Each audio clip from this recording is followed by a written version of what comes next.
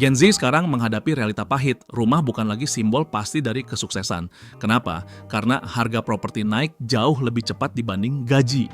Indonesia bahkan masuk peringkat 4 dunia untuk properti termahal. Artinya, untuk punya rumah pertama, banyak anak muda harus mengorbankan hampir setengah penghasilannya. Tapi masalahnya nggak berhenti di situ.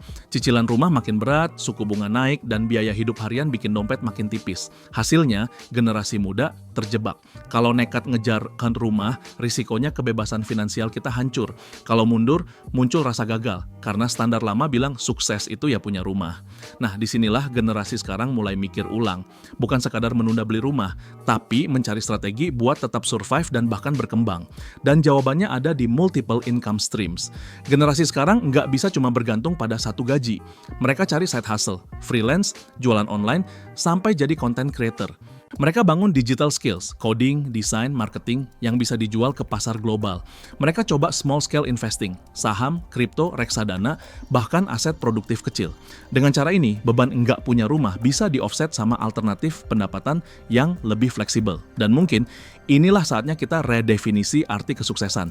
Kalau dulu, sukses berarti punya rumah, mobil, aset fisik, sekarang bisa berubah jadi financial freedom. Punya penghasilan berlapis, bisa kerja dari mana aja.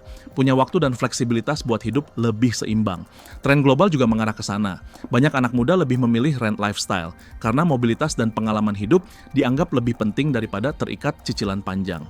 Jadi, apakah Gen Z benar-benar gagal karena nggak bisa punya rumah?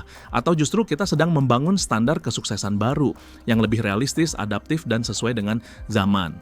Kalau menurut kamu, sukses di era sekarang itu masih harus punya rumah atau cukup dengan financial freedom versi kita sendiri? Tulis pendapatmu di kolom komentar.